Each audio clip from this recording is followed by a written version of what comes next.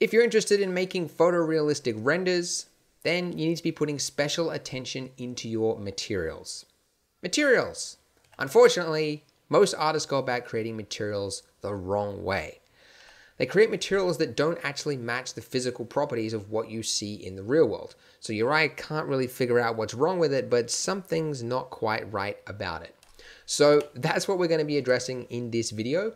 We're going to be creating a PBR shader, PBR, we'll get to that in a second, that essentially is more accurate and therefore more realistic to what you see in the real world. Now, if you're having deja vu watching this video, yes, I did actually publish this tutorial 3 weeks ago. However, if you scroll through the comments, you would see that I actually made some pretty big errors in the video.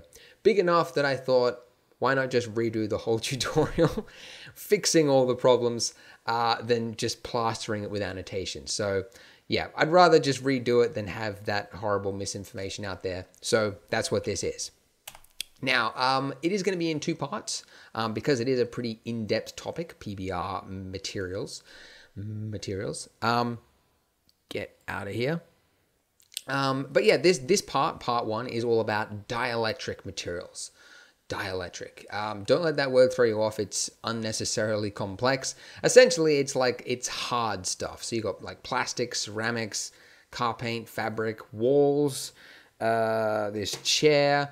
If it's not a metal object, if it's not a metal material, then it's essentially a dielectric.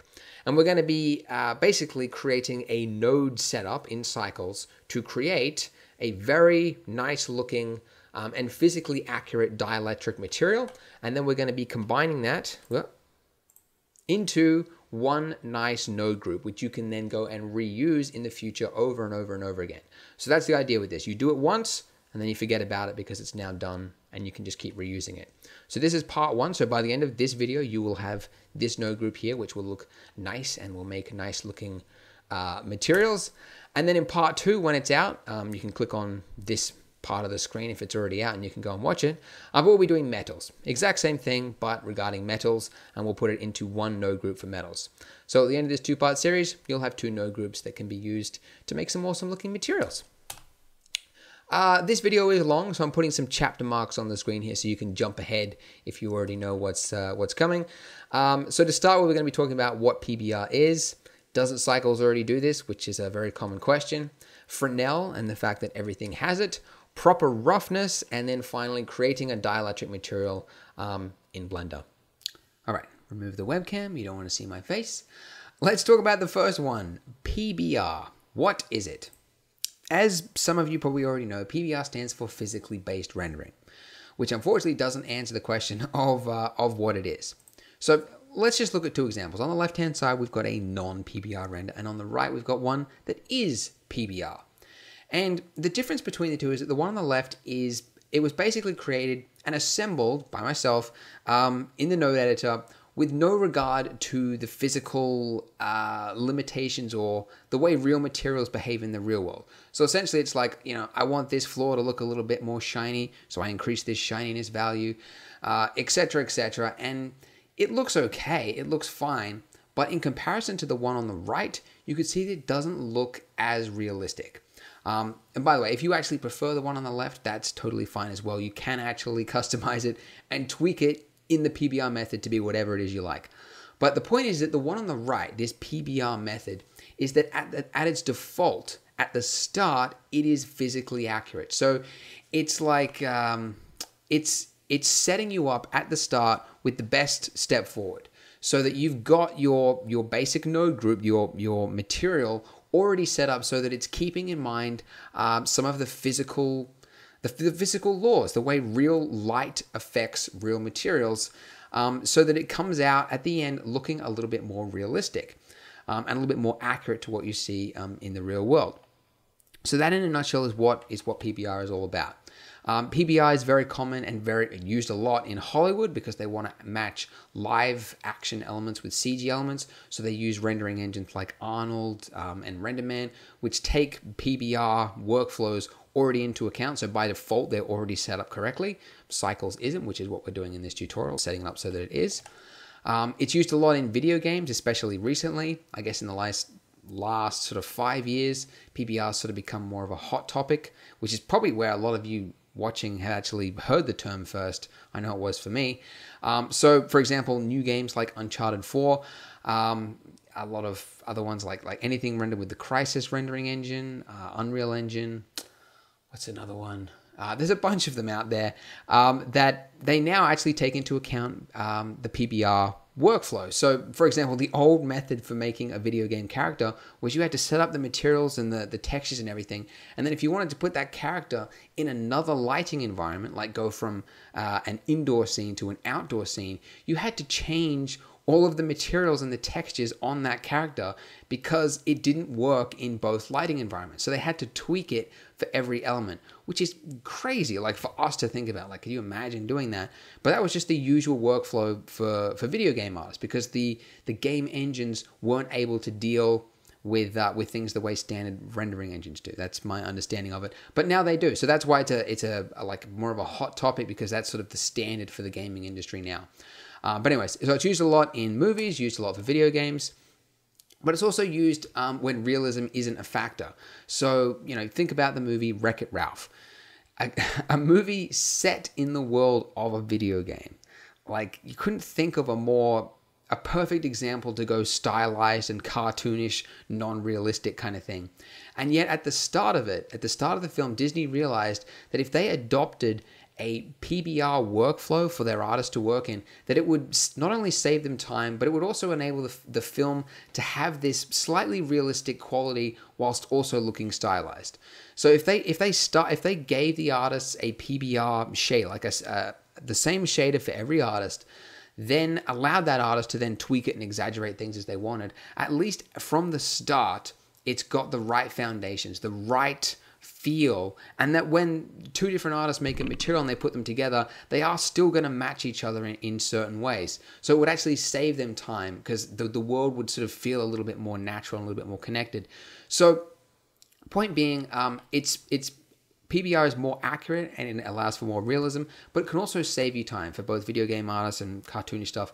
It's just a nice way of working. Now, if you're watching this and you're sort of scratching your head and you're like, okay, but doesn't Cycles already do this? Yes, and also no. Cycles does most of it. It does most of it pretty well. However, there are a few things that it does not. One of the things that it does already, for example, is energy conservation. Nothing to do with saving the planet. Energy conservation is all about the law that a material can't be brighter than the light that is hitting it. So just as an example, I'm just going to open up Blender really quick. I'm just going to do a quick demonstration comparing Cycles to the Blender internal rendering engine in the regard to energy conservation. So this is Cycles with a very basic material using the incorrect method, but just for this example, you can see a diffuse, gloss being controlled by a mix shader. So energy conservation is that it can't be brighter than the light that is receiving it. So that means that if you want to see the diffuse, you have to be seeing less of the reflection. So using this mix shader, you can see that as I turn down the mix shader, the gloss is becoming less. So that is correct. And you can see if I want more gloss, you're actually seeing less of the diffuse. You're seeing less of that red color. So that's how this works. Now you can cheat, you could add an add shader, but the mix shader, it just makes it easy. It forces you into this realistic workflow. That's just how it works. And also the roughness of the reflection is really important as well. You can see that the sharper the reflection, you can see the brighter that reflection becomes. Whereas the more you make it, the more smoother, what do you call it? The softer the reflection becomes, the more dimmer it appears because it's stretching that reflection out over a larger surface. So there you can see really bright and then really soft as it goes up. Now contrast that with the Blender internal rendering engine, okay? Something which most of you probably have not used for a long time, myself included. In fact, I think this is the first time I've used it in maybe a couple of years, just for this little example here. If you forgot how Blender internal works, essentially this is the exact same material here. We've got a diffuse and we've got a specular, but you can see that these aren't related to each other. So I can just increase this specularity here and this becomes brighter, but it doesn't it doesn't change the amount of the diffuse that you're actually seeing there. And you can see I can turn it down, it doesn't change at all.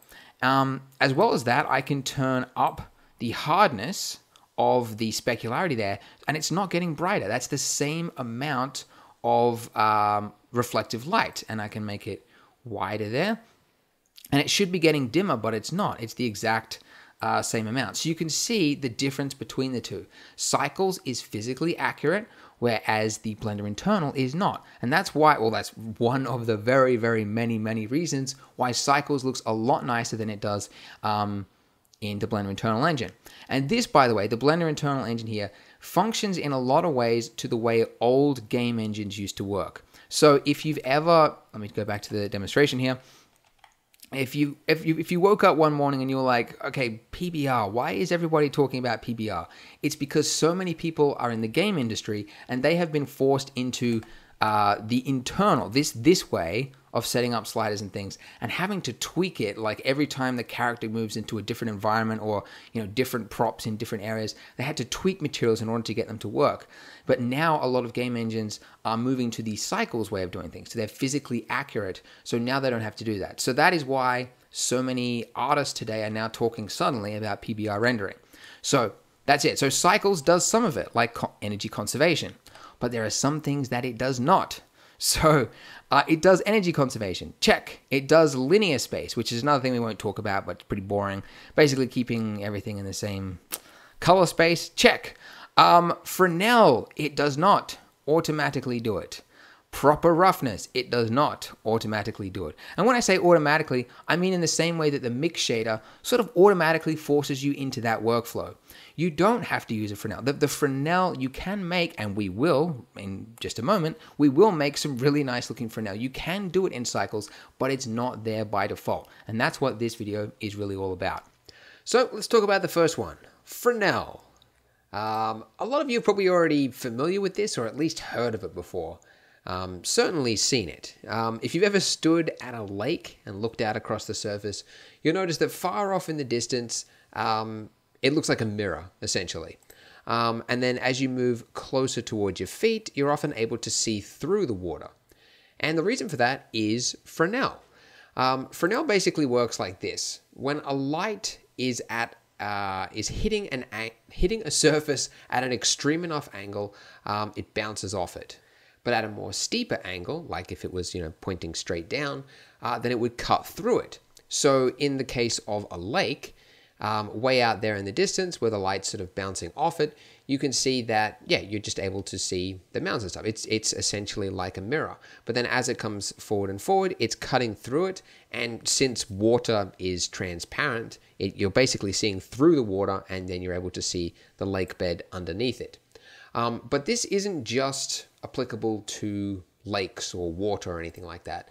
It's applicable to every surface. So for example, this is car paint. You can see the exact same effect here. As the angle across this car bonnet changes and it becomes more steeper, the light is actually able to penetrate it, and you're seeing what's underneath it, which in this case is a diffuse material. So it's sort of cutting through that clear coat. And you can really see the gradient, especially from like up to here down to here. The reflection it's a gradient effect. It just tapers off and you're able to see more and more of the red car paint underneath it. Whereas up there, it's basically like a mirror. I love this photo here of this little teacup.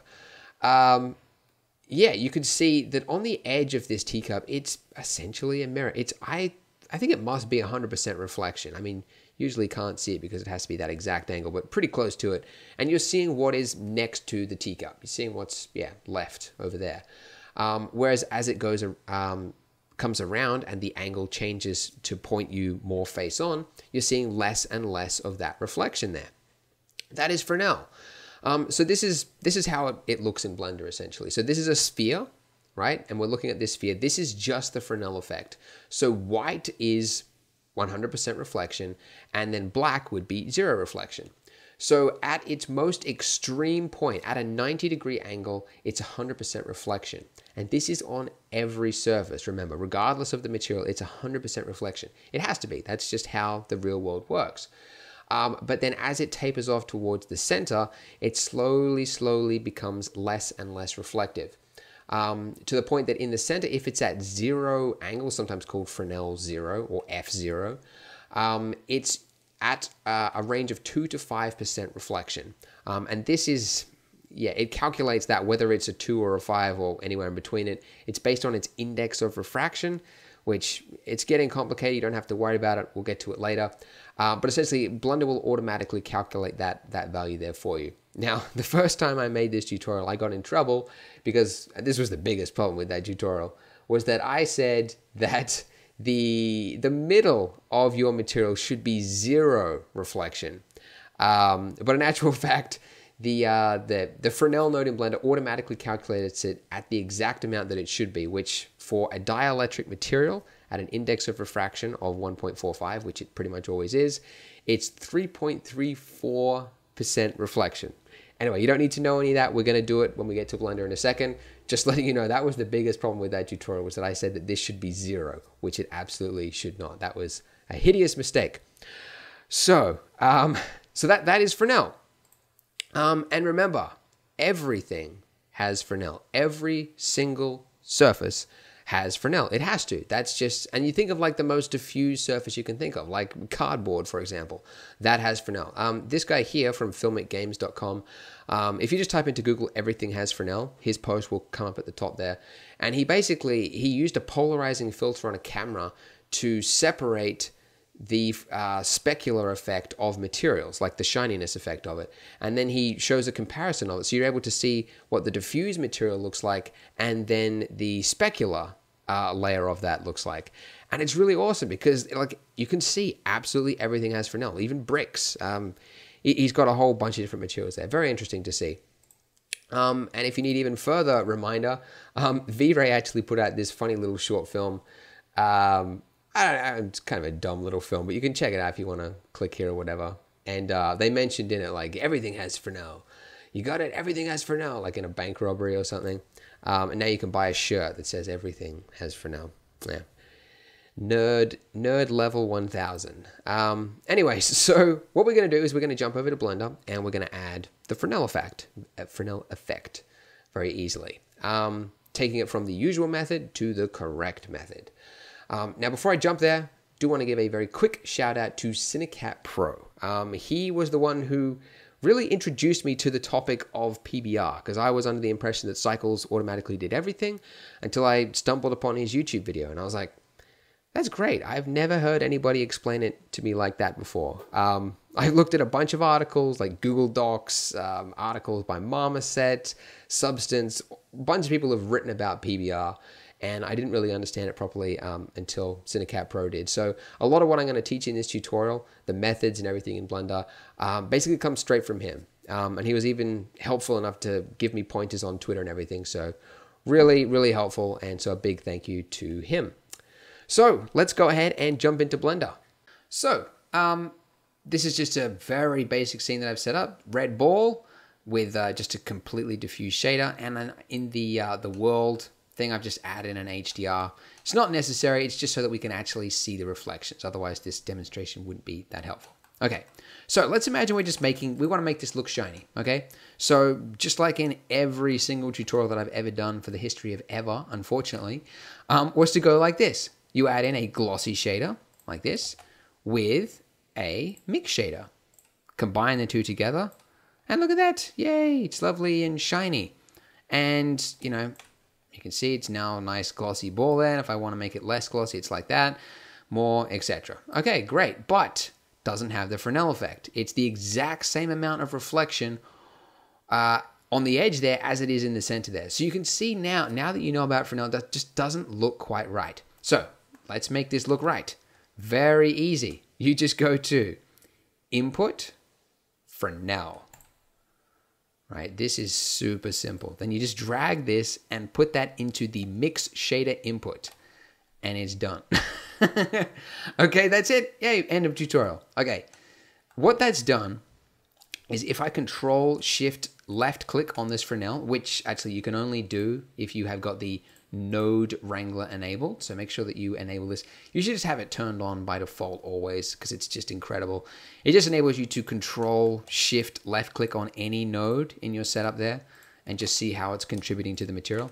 But if I Control Shift click on this, you can see that on the edge there, it's a white color. And then as it tapers towards the center, it becomes a more gray-ish color. Now, I actually got in trouble the first time I made this tutorial because I did a render of this and I got the eyedropper tool and I looked at this value in the center there and it's like 20% gray, right? And then, the edge there, it's 1, like for white, right? Like 100% white. So this was like 20% gray. And I assumed then that, wow, the Fresnel node is actually broken because if you remember from our theory, it should be from about 3 to 5% right here. But as somebody told me in the comments, that's actually because it's trying to convert and I'm going to get in more trouble if I try and explain it. But I think it's trying to convert from 2 different color spaces. So from like an 8-bit color space to sRGB values. So they're not exact. Anyways, you don't need to know any of that. The point being is that even though this might look like this reflection here is higher than 3 or 5%, it's actually accurate. This value here is 3.34% reflective right in the center. That's the actual one, which is, going by physics, the real world, accurate, whatever, at an IOR, index of refraction, value, that's precisely what it should be, okay? So if you decrease this, like it becomes darker and darker, which is how real world materials are. So I had this in my first video, I like bagged it like, what did Blender do? Why did they screw up this Fresnel node? It's actually perfect the way it is. It's not so helpful in that you can't like tweak it and like make it more reflective there, that intuitive, but we can do that very quickly, which we'll get to later. But anyways, by default, it's set up nicely. But the problem is, and what you'll probably notice looking at this is like, that's cool. I knew about the Fresnel node before and I don't like it because I can't now control how reflective I want this object to be.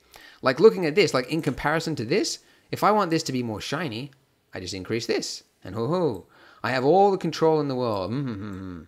But when I plug it into the Fresnel node, you can see I'm missing that. Where did that shader go? Where did that little slider go? It's gone. And that's why a lot of artists hate it. I know that's the reason that I hated it for many years. I'm like, forget the Fresnel node. Can't control anything. I don't want it to be accurate if I can't make it actually look good. So we'll get to that in just a second. But one other thing I want to talk about before we get to that, adding in a little tweaking values and stuff like next, is the next law of the universe, which says that proper roughness, as roughness increases, the Fresnel effect should decrease. So just to give you an example of this, as I increase this glossy effect, just take a note of this, just see how it's working. If I increase this roughness all the way, you can see that the Fresnel effect is still in full effect there. The Fresnel is not impacted by this roughness value at all, which is bad news. So this is how the real world works. You can see on the left-hand side here, I've got a low roughness, so it's basically very smooth object, a cue ball. And you can see the Fresnel effect is very high. From the edge of that ball there to the center there, you can see it's going from like almost 100% reflection all the way to the center there to about 3 to 5% reflection. Or so it should be. I have no idea if it's true or not. I can't read the values of the photo. But you can see, compare that with the one on the right-hand side here. This is a high roughness, so a very rough ball. Very hard to find photos of this, by the way. I locked into this photo. But you can see that the Fresnel effect is much lower. Like on the edge there, like from the edge to the center there, you can see there's not much reflection going on there at all. And that's the way things work in the real world. And the reason that is that at the top here, we've got a completely smooth, this is the cue ball material here, very shiny surface. And then on the one on the bottom here, that's the wooden ball material. At a microscopic level, this is what roughness is doing. It's adding microscopic little bumps across the surface, little jagged little things that you can't really see with the naked eye. It just looks like a smooth surface, but that's what it's doing. And then as the rays are hitting it, with the completely smooth surface, they're all bouncing off it and they're all hitting the camera. And that's why you're able to see that really, like 100% reflection on the edges there, because it's bouncing off it into the camera. But on a rough surface, it's a rough. So it's a rough. Nice English. It's bouncing off some of those and they're going in other directions. Okay, so and on an angled object, this is another example of how it looks. Smooth surface, it's bouncing off it, it's hitting the camera. But on here, they're bouncing off and they're going in other directions. Cinecat Pro had a better way of phrasing it. It's like if you're throwing a skipping stone across a lake, like across a completely smooth lake, it's going to bounce. But if you were to throw it across an ocean, like where there's lots of waves and stuff, you're more likely to just hit a wave and it's not going to work. So that's really what's going on with the rays there. So as the roughness goes up, the Fresnel effect is less effective. So this is what we've got. The top row here is what we've just created in Blender. So if we were to increase the roughness here, it wouldn't decrease the Fresnel. What it should be doing is what you could see on the bottom there. Now, note when you look at this, we are talking about what's correct, not what looks good. So, you know, when you look at this, like I would totally agree that the top one here actually looks better. Like I like it. I like that little fuzzy edge there. It looks kind of cute, kind of cartoonish, right? But that's not accurate to the real world. Now, you can control this later on, and it's totally up to you. But if you're not starting at its default, what it should be, then you're going to get into trouble. Because looking at this, like this is a PowerPoint presentation. We've got red balls on a screen. There's nothing else going on. Okay, so looking at this in relation to nothing else, yeah, just going completely inaccurate looks way better. But when you're building a scene and you've got an established look, like I want it to be realistic or semi-realistic or whatever, if you don't know what realistic, like what real world materials look like, you're going to get into hot water. Because you're going to have this material over here, and this one's going to have weird Fresnel and super shiny, and this one's going to have a little bit lower because you've been looking at them on, you know, in a vacuum space. So that's why having this shader that we're going to go, because I'm explaining this because I know it can be a little bit confusing later on when we start adding nodes. You're going to be like, I don't care about any of this. I think it looks better the way it was. This is why we're doing it. So you know what the default looks like at the start, so that when you go about creating a full scene, that it's faster for you to work with and you can exaggerate things when you want. All right, we get it, Andrew. Cool. Let's actually go about doing that. Yay. All right. First of all, I don't like the horizontal workflow. I just feel cramped. Okay, there we go. All right, whew, can breathe. Okay, so just again, to demonstrate, increase this roughness. Nothing, it's not affecting this for now. So what we want is we want this, as this increases, we want this effect here to decrease. And the way we're going to do that is not the way you'd think, but it is a little bit more accurate, and once you've done it, you can just forget about it. What we're going to do is we're going to put something into this normal here to say, actually, let's just do it. Okay, we're going to add in a geometry node, this guy right here. And what this is going to do, if I plug this the incoming output there into the normal of this Fresnel, you could see that the Fresnel effect has just died. If I control click on it, you could see what's happened. It's made the entire thing the same value as the center there. Okay, so if I remove it, you could see, okay, now remember that gray value in the center there. Go in the center there. Yeah, now you can see it's just made it that one solid gray value. So what we've done with this geometry, we've said that the incoming value, this value right here, let's take that and let's tell it for the entire object, the entire Fresnel, let's pretend that we're looking at it from dead center. What would the Fresnel effect be? And it is, of course, 0. So it's called Fresnel 0, F0. Sometimes they like to confuse you by putting in weird... Anyway, F0 is what that's called, right? So what we're going to do, first of all, hit Control H on this geometry. And what that'll do, that's a quick little handy shortcut. It just hides every value except the one that's in use. So that's pretty handy. Otherwise, it just gets way too complicated. And what we're going to do is add in a mix RGB node right here. And I'm going to put this in between these two.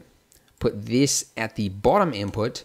And then with this value here, I'm going to try and make it so that it's the normal Fresnel effect. So the normal Fresnel value, whatever that would be. Now, by default, you can't really do that. Because if you have a look at this, like if I set that to, yeah, whatever, you could see that there's this weird effect going on here. It's not having the effect that we want. And that's because this value here is a color value. So it's like Blender's trying to convert this, whatever value this is, into something here. So what we're going to do is add in a bump node. And this is going to basically tell Blender like, hey, this is, like, let's just remember, this is a normal that we're dealing with, okay? So this bump node, it's not bumping anything. So don't be thrown off by that value. It's like a reminder. Like Blender, remember, we're talking about the blue values, the vector values. Can you tell I don't know what I'm talking about yet? All right, this is a method that Cinecat Pro taught. I really like it. And anyways, what this does now is looking at this. You can see if I set this to 0, we've now got 100% of the standard Fresnel. If I just remove that, you can see it's the exact same thing, right? But then as I increase this, the Fresnel starts to drop off. Aha! Look at that. Lovely. Okay? So that's perfect. That's exactly what we want. So now all we need to do is we need to make it so that this value here and this value here is connected to the same value. And you can do that very simply by adding in a value node and then just connect them up. Like so. And now look at this. So this now, let's just label this so that we don't get confused. How do you label this one? Label. I never know. There's so many like name fields in Blender. You end up naming it like 5 times. Roughness. Okay. So this is now our roughness field. So as this drops, you can see that the Fresnel effect is now naturally coming into play. So let's just have a look at the mix shader. And look at that. See, so now the Fresnel effect, it's normal, nice and glossy, and then as it increases, the Fresnel gradually drops off. And that is awesome. That's the way it should be. Okay, so we've got the basics, sort of laid out right now, but now what we want to do is we want to clean it up and start to form that one nice shader group, which has got all the controls and everything that we need in it. We don't want to have to bother with these little dangling value nodes or anything like that. So what I'm going to do first of all is just select the everything related to the Fresnel, and I'm going to hit Control G, okay? Which, if you're not familiar with node groups, they're really handy. It just makes a nice little node group there, which you can go in and out of just by hitting the tab button. And then if you want to expose a value, and exposing a value means to put it here. So you can see if I was to take this IOR and then put that down there, you can see that this is now labeled IOR, okay? And then if you want to delete or rearrange them, you can hit the N key and then just go here and delete them or whatever. So first things first, you want to start labeling it. So this one here is called the roughness value. Okay, so we want to name it change the name from FAC to roughness. Okay, so that now there's no confusion or whatever what this little gray value there is. The other one I want to expose is this normal value right here. Okay, now the reason I want to expose that is that when we start, if we were to make a proper material out of this, we'd add a texture, maybe some bump mapping or whatever. When we drag the normal, like, if this was, well, let's just do it. Okay, as a quick example, noise, and I'd feed the noise through a bump node like this. Okay, yada, yada. That looks horrible. Okay, this is the way you would go about doing it, but if you don't have that normal value there, then this Fresnel effect won't take into account any bump mapping that you've got. But now that we've got that, I can now drag that into there, and now it should affect it. Okay, sorry for this really horrible demonstration. It'll make sense when we do a proper material. Anyways, just wanted to expose that one, all right? Okay, the rest of it is fine, I think, for now. What I'm going to do is I'm just going to rename this node. Where is the name? So many name fields. This one. We'll call it Fresnel. Okay, now this is really handy because whenever you make another material, if you want to bring up this node group again, you just hit Shift A and then go to Group, and there you've got a bunch of them here. This must be an old file of mine. Anyway, you can see it's right there called Fresnel. Okay, so you can just add them in like that. Okay, the other one I want to do is I want to make a reflection node, okay? So we could, if we want, we could make this like one big node group, and that's fine. But if we wanted to use something that wasn't a diffuse, like say I wanted to make it like a skin, like I wanted to use a subsurface node instead of a diffuse node, I'd have to go into that node group, delete the diffuse node, add in a subsurface. It's just a little bit more annoying. So what we're going to do instead is just copy these values here, select these values here, then hit Control G, like that, and then this one I'm going to call reflection. I think I've done that twice. Let's just call it dot reflection. Little trick I learned again from Syndicate Pro. So what I'll do now that we're in this, we want to make sure that we haven't got duplicate, inputs. And you can see this looks pretty messy. We've got 2 roughnesses, right? So just make sure that we're using just the one roughness. So I'm going to hit the N key, go here and delete this roughness. Okay, so there we go. We've got one roughness. And then I want to get the normal value again. So copying that normal value right in there, so that both of these are now using this one normal value, which is good. Same as the Fresnel. Okay, good.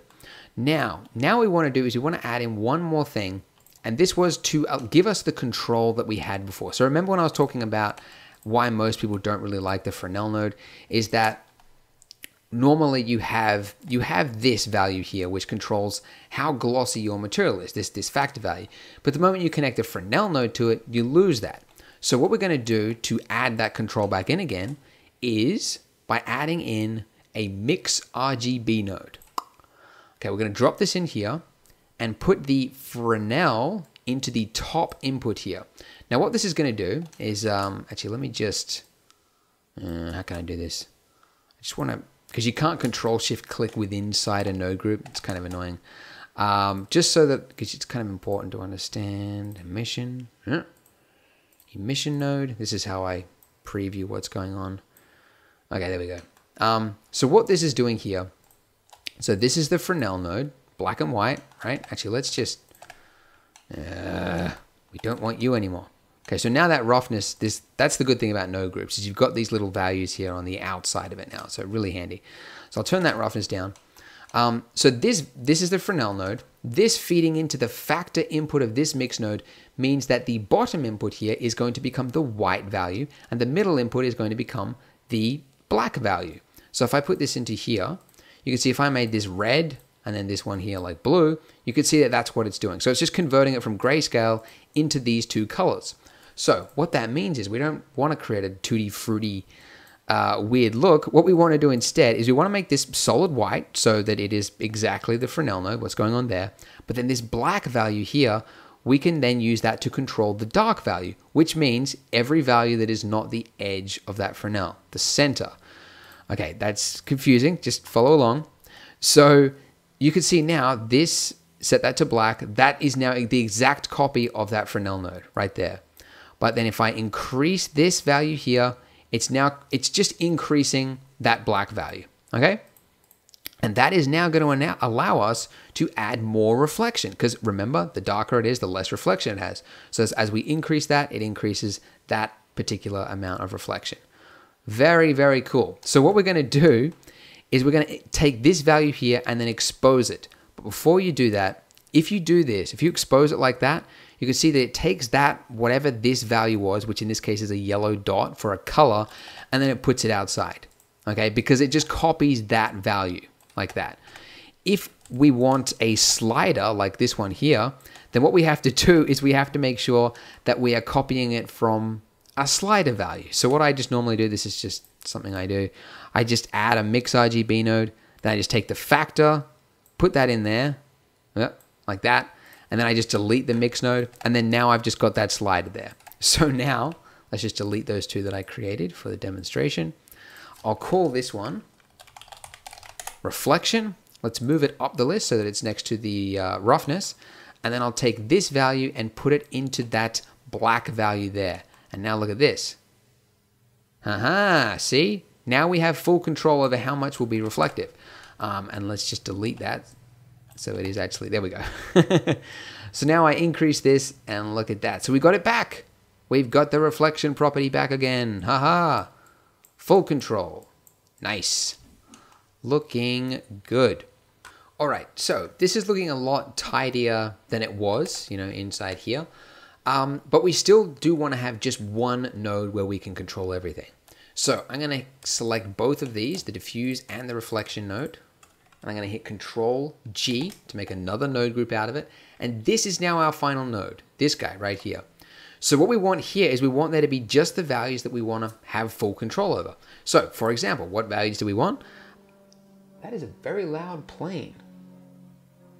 Anyway, so we want to have, for example, the color. Okay, so on the outside of this node here, I don't want to have to go inside and change the color.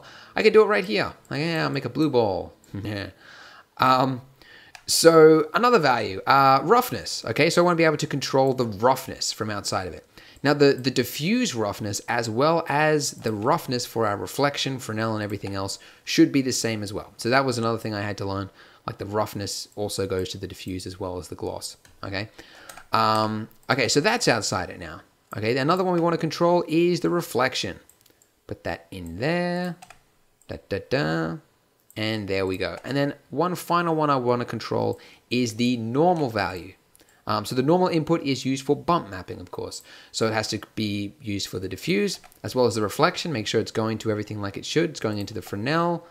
Good, good, good. Going into the gloss. Good. Oh, also one final note here. Make sure your glossy shader, by default, like the values are like 0.8, 0.8, 0.8, which I learned is because in the real world, nothing is 100% reflective. But if we're using it in a PBR workflow, so we're actually taking Fresnel into account, you can actually set this to 1, which is what it should be. So go ahead and increase the gloss to 1 as well.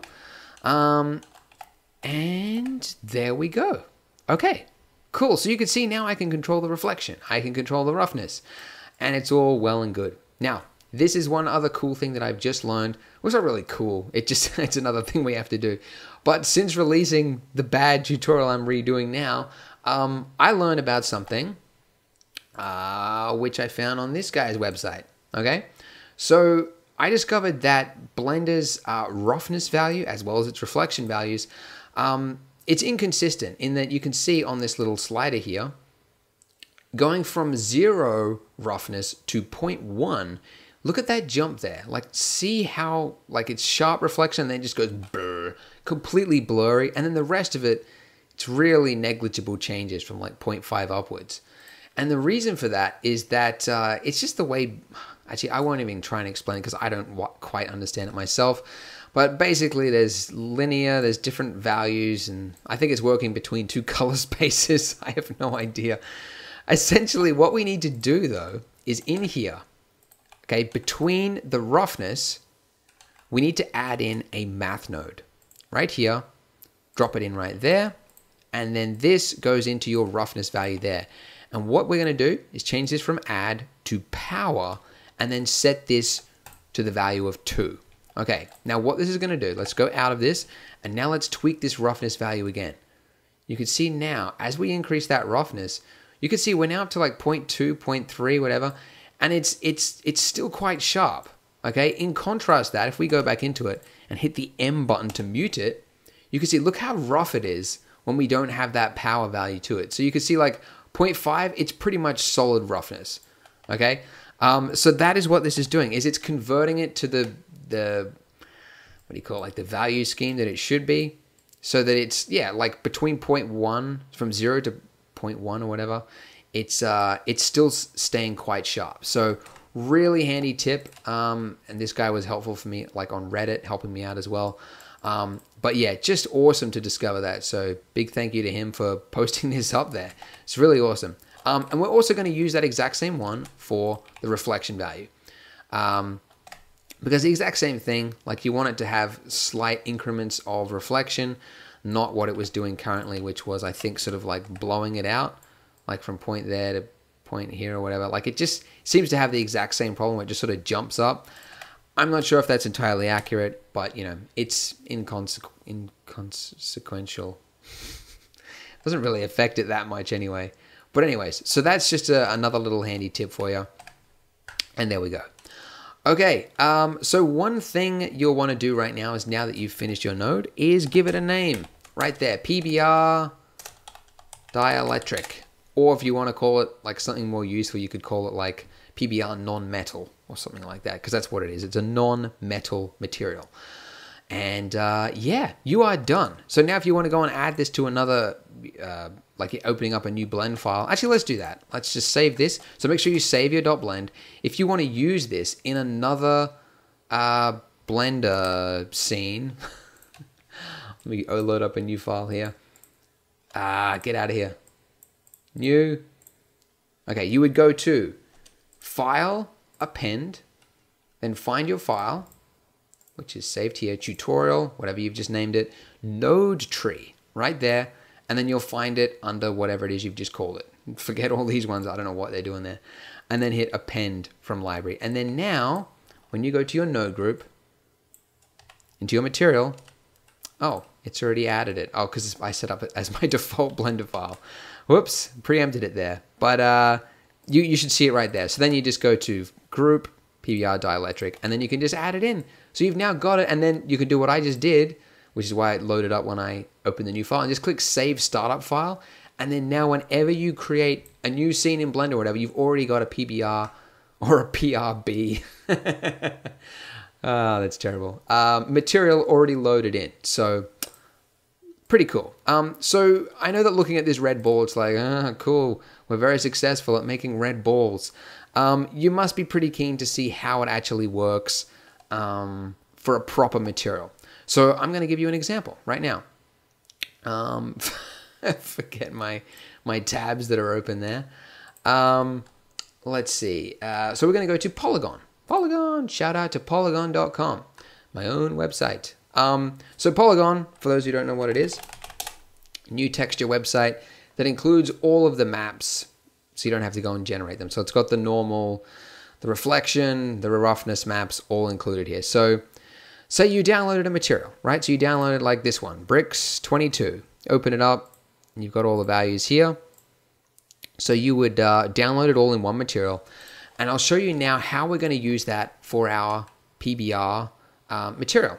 So what we're going to do is go to Texture, Image Texture, and the first texture that you load in, of course, is your color material, color texture. So let's just load in.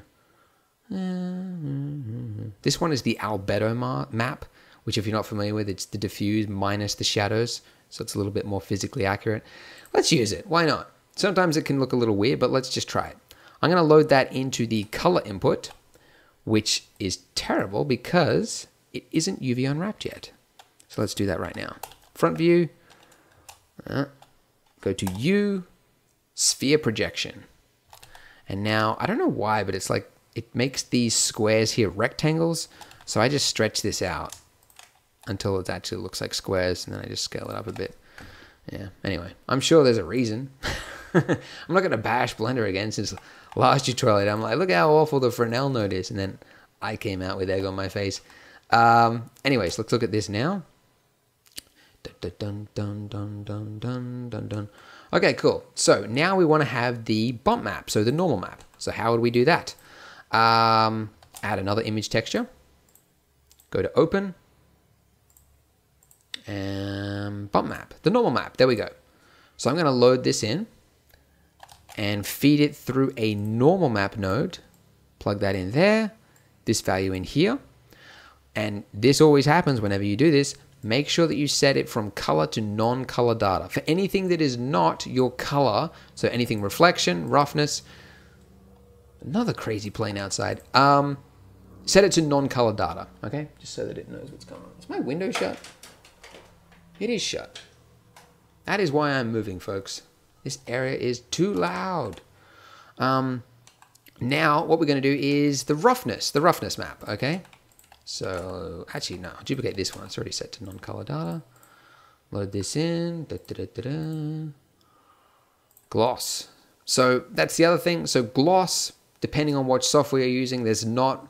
Apparently, they mixed up the conventions. I think it's probably two companies discovered it at the same time. Sometimes it's called gloss, sometimes it's called roughness, and apparently they're inverted. So if it's gloss, which is what it is on Polygon, then what you need to do is invert it, okay? Because Blender will be looking for, it will make the black values rough and the white values clear.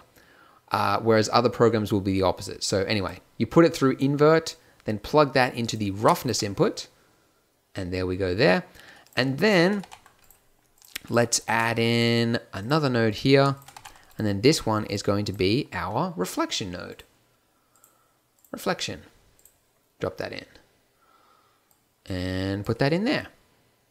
Okay, so you can see that the maps are connected, which is good, and it is true. It's like it's behaving the way it should, but we don't have any control over this. So we have the same problem that we had at the start, like with the Fresnel, you're not able to control the glossy amount or whatever. So before we had maps, we had these values here, and if I wanted to make it more rough, I could do it very easily with a slider. And that's what we want as artists. We want a slider. But when you add a map, you no longer have that control anymore. And that's a pain. And I know that if it's not there, then I'm just not going to use it. So maps are good because it adds variety. Like there's no, like if you want to watch the original photorealism explained tutorial, we talk about it. But with a material, there's no way that it can be solid roughness in everywhere or solid reflection everywhere. So a map is useful. It's necessary. But sometimes you want to tweak it. You don't want these default values here controlling how it is. So if I want to make this, more reflective, what I would do is I would add a color ramp node in here, and I would have a look at this, and then I'd go, yeah, make it, increase the white values like that. And you can see it's now becoming more reflective, but it's fiddly. So this color ramp node, it works great, but you've got to fiddle around with these sliders. You've got to go back in and check it out again, and it's not as intuitive as having one slider. So I thought long and hard about what sort of solution would work best. Brightness and contrast nodes are no good because you start to lose values if you go up or down in some ways. That was a terrible explanation, but you know what I mean. And this was the method that I came up with. And what we're going to do is we're going to create one little node group, which is going to give us one slider to make it brighter or darker than what it is.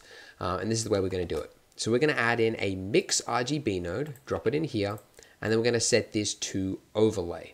And what overlay does is it allows you so that if I set this to 1, if this value is solid gray, which it is right now, even though it should be 0.5, whatever, anyway, it should be the exact same value as it was at the start. So it's this, but because this is gray, it's not adjusting it. But if you make this brighter than what that gray value is, it makes it brighter.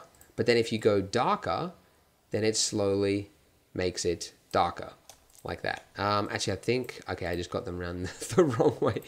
But it was the exact same demonstration. So brighter goes there, and then darker goes there. Now, what you could do is you could add in a value here, set this like that, and then now, whenever if you want to make this, say this is the roughness, right? I could go, all right, I want to make it less rough, so I just turn it down. So anything minus 0.5 would make it sharper, and then anything more than 0.5 would make it more rough, right? Because it's just changing that to become more white or more dark. But again, I didn't like the fact that then as an artist, you have to think like, okay, 0.5 is the default. And you always have to remind yourself, 0.5 is the default. Anything higher goes brighter, yada, yada. I just wanted one slider. So I wanted to be even simpler than this. So again, this is math, but you don't have to, you do this once and then you forget about it, all right? This is what we're gonna do. All right, and again, I have to give credit to Cinecat Pro because I spent ages trying to do the math myself for this. Like, how do you do it? And I was getting into like researching on Wikipedia, the different calculations. And it's actually quite simple. So Cinecat Pro helped me out on Twitter again. This is what you do. So you add a math node. Sorry, I did that quickly. Converter, math. And then you set this to multiply. And then you duplicate that. Yeah. And then you set this to add. And you leave the default values at 0.5, 0.5. And what it's going to do is, essentially, it is going to convert it from a 0 to 1 scale to a -1 to 1 scale. So now, having a look at this, if I set this to 0, it's now the exact same what the map was at the start, which is good. So that's our baseline. And then as I go minus, slowly towards -1, and then it should go solid black on -1. Perfect. Back to 0, and then as I go all the way up to 1, it should go solid white when we reach 1, which it does. Perfect. Hey, so now all we need to do is select those 3 nodes right there and hit Control G. And then this is going to become our less, more slider. Okay? And now we can delete this value here, and then this is that thing. So now, looking at this with this invert node, like it's like, and yeah, if I want there to be more roughness, so the default should be set to 0. And then now this is doing that. So really, really handy. Only thing I don't like is that this is a numerical value instead of a slider.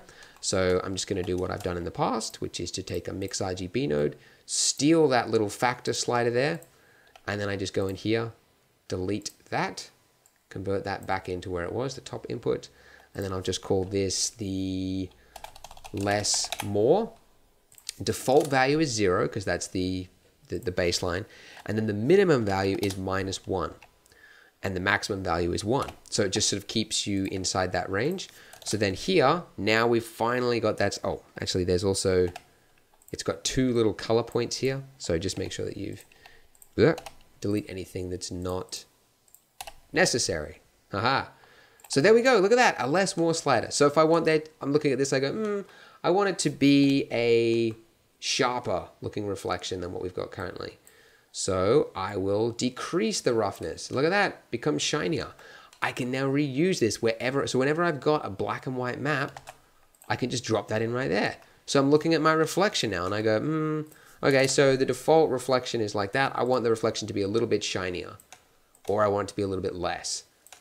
And there you go. So that was the solution that I came up with for wanting to have that slider control whilst also using texture maps, because I think texture maps are really handy, but because you lose control over it, I think a lot of people are like reluctant to use it, you know what I mean? So this slider sort of fixes that. But there you go. So that is it. So this is the base PBR dielectric material, which you should have at the end of this.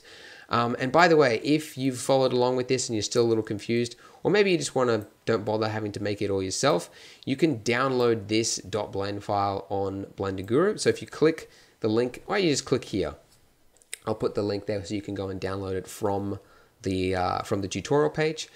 Yeah, so you don't have to go and assemble it yourself. But this is the good thing. Once it's done, now you understand how it was built. You understand why we went through all this struggle, the struggle of a Blender artist to make this material. You understand why it's done now, and now in the future you've just got one nice little node. So whenever you're making anything in the future, you don't have to worry about it being inaccurate.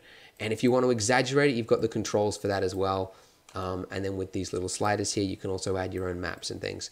So I'm hoping that with this little setup here, you'll be able to make some really cool materials, and hopefully a lot faster. Like look at this now, how many nodes we've got. Like they're all inside this one little group. So now you add this and you're done. So there you go. Thank you for watching. If you liked it, please give it a like so other people can find it too. And if you want to see more tutorials, go ahead and click subscribe. There is part 2, which should be coming out next week. Yeah, that's it.